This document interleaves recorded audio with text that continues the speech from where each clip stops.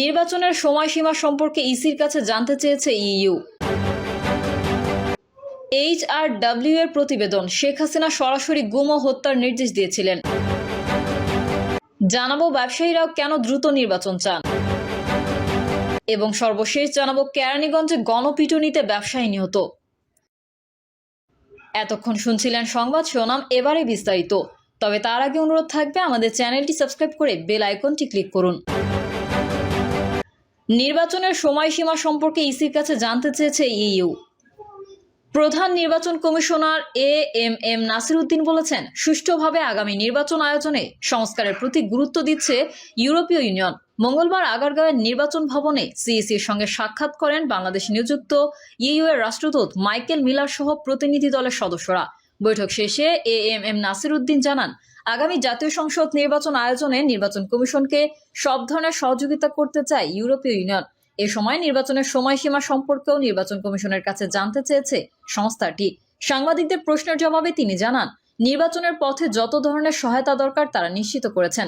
তবে ইউরোপীয় ইউনিয়ন মনে করছে সংস্কারের জন্য সময়টা একটু কম হয়ে যাচ্ছে। তারা সংস্কারের প্রতি গুরুত্ব দিচ্ছেন, এটা তাদের সাজেশন। তাহলে ভোট কবে হবে এমন প্রশ্নের জবাবে সিইসি বলেন, ভোট কবে হবে সেভাবে আলোচনা হয়নি। তারা তো জানেন হয় ডিসেম্বর অথবা আগামী বছরের শুরুতে। আমি তো এর বাইরে কিছু বলতে পারবো না। তিনি আরো বলেন, আমরা ইসির কোনো স্বাধীনতা কম্প্রোমাইজ হোক এটা চাই না। তারাও জানিয়েছে এটার প্রশংসা করেছে। ইইউ বিশ্বাস করে ইসির স্বাধীনতা থাকতে হবে, তা না হলে জাতি ইসির কাছে যা প্রত্যাশা করেছে তার ডেলিভারি করতে পারবে না। HRW এর প্রতিবেদন, শেখ হাসিনা সরাসরি গুম ও হত্যার নির্দেশ দিয়েছিলেন। প্রধান উপদেষ্টা অধ্যাপক মোহাম্মদ ইউনূসের কাছে জুলাই আন্দোলন নিয়ে একটি প্রতিবেদন হস্তান্তর করেছে হিউম্যান রাইটস ওয়াচ, যেখানে তারা বলেছেন যে কর্মকর্তারা তাদের জানিয়েছেন ক্ষমতাচ্যুত বাংলাদেশি একনায়ক শেখ হাসিনা সরাসরি গুম ও হত্যার নির্দেশ দিয়েছিলেন।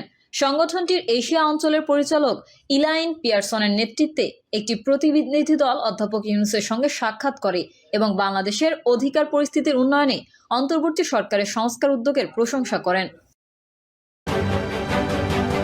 ব্যবসায়ীরাও কেন দ্রুত নির্বাচন চান? বাংলাদেশ চেম্বার অব ইন্ডাস্ট্রিজের সভাপতি আনোয়ারুল আলম চৌধুরী পারভেজ বলেছেন, সবার মধ্যেই অনিশ্চয়তা রয়েছে। এটা ইমিডিয়েট সমাধানের দিকে যাবে সেটাও কেউ ফিল করছে না, কেউ তার সমাধান দেখতে পাচ্ছে না। অন্তর্বর্তী সরকার যত শর্ট হোক, যত উইকি হোক, আমি মনে করি তাদের উচিত হবে দ্রুত নির্বাচন প্রক্রিয়ায় যাওয়া। সংবাদ সম্মেলনে ব্যবসায়ীরা বলেন, 2-4 জন ব্যক্তি বা গোষ্ঠী যারা ব্যাংক লুট করেছে তাদের দায় সবার উপর চাপানো হলে সেটি অবিচার হবে। সরকার অর্থনীতি, ব্যবসা বাণিজ্যকে গুরুত্ব না দিয়ে শুধু অন্যান্য ইস্যু নিয়ে ব্যস্ত বলেও তারা অভিযোগ করেন। সম্প্রতি বিএনপি মহাসচিবের একটি বক্তব্যকে কেন্দ্র করে বহুল আলোচিত 111 বা 111 সরকারের প্রসঙ্গটি রাজনীতিতে নতুন করে সামনে এসেছে। স্মরণ করা যেতে পারে, সেনা নিয়ন্ত্রিত ও সরকারও নানাবিধ সংস্কারে হাত দিয়েছিল। বিশেষ করে তাদের রাজনৈতিক সংস্কার কর্মসূচিকে তখন -2 ফর্মুলা বলে অভিহিত করা হচ্ছিল। কিন্তু বাস্তবতা হলো 111 সরকার যেসব কারণে অজনপ্রিয় হয়েছে, বা রাজনৈতিক দলের বাইরেও সাধারণ মানুষ ওই সরকারের বিরুদ্ধে যেসব কারণে ক্ষুব্ধ হয়েছিল, তার প্রধান কারণ ছিল তারা দেশের অর্থনীতি ঠিক করতে ব্যর্থ হয়েছে, নিত্যপণ্যের দাম ঠিক করতে রাখতে পারেনি। উপরন্তু দুর্নীতির বিরুদ্ধে অভিযানের নামে বড় থেকে মাঝারি অনেক ব্যবসায়ীকে গ্রেফতারের ফলে পুরো অর্থনীতিতে একটা অস্থিরতা তৈরি হয়েছিল।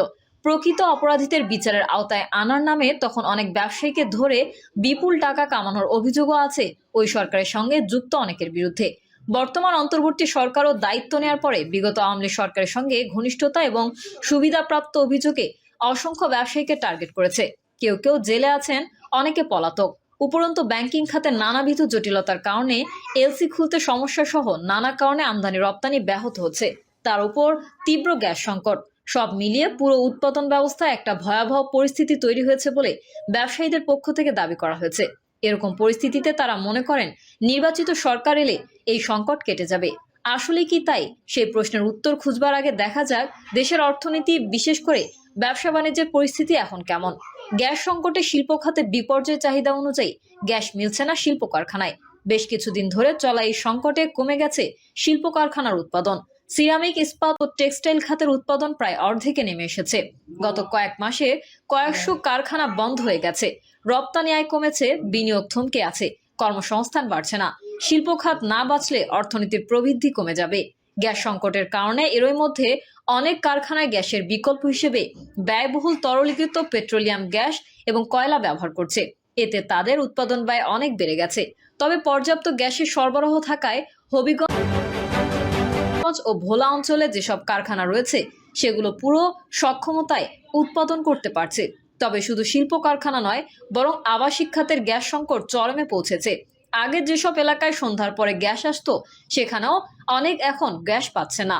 ভোর থেকেই গ্যাস চলে যায়। তাতে বিকল্প উপায়ে রান্না করতে গিয়ে মানুষকে নির্ভর করতে হচ্ছে বৈদ্যুতিক চুলা, ওভেন ও অন্যান্য ডিভাইসের উপর, যা তাদের খরচ বাড়াচ্ছে। প্রতি মাসে প্রায় ১,০০০ টাকা গ্যাসের বিল দিয়েও জ্বালানির জন্য এই বাড়তি খরচ করায় সাধারণ মানুষের মনে ক্ষোভ বাড়ছে। বস্তুত গ্যাসের সংকট চলছে দীর্ঘদিন ধরে। সেই সংকট উত্তরণে রাষ্ট্রীয়ভাবে যেসব পদক্ষেপ নেওয়া দরকার ছিল তা নেওয়া হয়নি।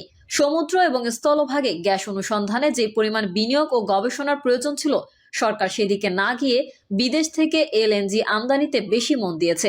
কেননা এখানে বিরাট কমিশন বাণিজ্য রয়েছে। অন্তর্বর্তী সরকারের গত ৫ মাসে জ্বালানি সংকট সমাধানে কার্যকর কোনো পদক্ষেপ দৃশ্যমান নয়, বরং আগের সরকারের ধারাবাহিকতায় তারাও সম্প্রতি যুক্তরাষ্ট্রের লুইসিয়ানার কোম্পানি আর্জেন্ট থেকে প্রতি বছর ৫ মিলিয়ন মেট্রিক টন তরলীকৃত প্রাকৃতিক গ্যাস এলএনজি কেনার অনানুষ্ঠানিক চুক্তি করেছে। সংস্কার ও নির্বাচনের তর্ক। বিগত আওয়ামী লীগ সরকারের আমলে বলা হতো আগে উন্নয়ন তারপর গণতন্ত্র। বর্তমানে অন্তর্বর্তী সরকারের আমলে বলা হচ্ছে আগে বিচার ও সংস্কার তারপরে নির্বাচন। জুলাই অভ্যুত্থানে যাদের বিরুদ্ধে রাষ্ট্রীয় ক্ষমতার অপব্যবহার এবং হত্যার মতো গুরুতর অভিযোগ রয়েছে তাদের বিচার দেশবাসীও চায়। প্রাতিষ্ঠানিক সংস্কারের বিষয়েও কারো দ্বিমত নেই, কিন্তু সাধারণ মানুষের কাছে সবচেয়ে বড় সংস্কার হচ্ছে তার জীবন যেন আগের চেয়ে ভালো হয়, তার চাকরি বা কাজের ক্ষেত্রটি যেন ক্ষতিগ্রস্ত না হয়, বাজারে গিয়ে যেন তাকে দীর্ঘশ্বাস ফেলতে না হয়, সে যেন গ্যাস, বিদ্যুৎ, পানি ঠিক মতো পায়। তাদের কাছে নির্বাচনের তারিখ কিংবা ভোটে জয়ী হয়ে কারা ক্ষমতায় আসবে তার চেয়ে বড় প্রশ্ন সে রাস্তায় বের হলে নিরাপদ বোধ করছে কিনা এবং তার সংসার চলছে কিনা। গত শনিবার একটি অনুষ্ঠানে যুক্ত হয়ে বিএনপির ভারপ্রাপ্ত চেয়ারম্যান তারেক রহমানও বলেন, দেশের কোটি কোটি পরিবারের কাছে এই মুহূর্তে নির্বাচন ও সংস্কারের চেয়েও গুরুত্বপূর্ণ হচ্ছে সংসার চালানো। কৃষক, শ্রমিক, দিনমজুর, স্বল্প আয়ের মানুষ, এমনকি নিম্ন মধ্যবিত্ত পরিবারের কাছেও সংসার টেকানো এখন অনেক ক্ষেত্রে দায় হয়ে পড়েছে। অনেক পরিবারে চলছে নীরব হাহাকার। তবে আশার কথা হলো, সরকারের অর্থ উপদেষ্টা সালাউদ্দিন আহমেদ মনে করেন, রাজনৈতিক পট পরিবর্তনের পর দেশে যেসব সংস্কার কার্যক্রম চলছে তার মধ্যে অর্থনৈতিক সংস্কারকে বর্তমান বাস্তবতায় সবচেয়ে গুরুত্বপূর্ণ। তার ভাষায় এই মুহূর্তে সবচেয়ে বেশি দরকার অর্থনৈতিক দিক নির্দেশনা ও সংস্কার। আইন কানুন দিয়ে সঠিক ব্যবহার করতে হবে। সিস্টেম আছে, সেটা আমরা ঠিকমতো ব্যবহার করতে পারছি না। প্রিয় দর্শক, এই ছিল এখনকার সর্বশেষ সংবাদ।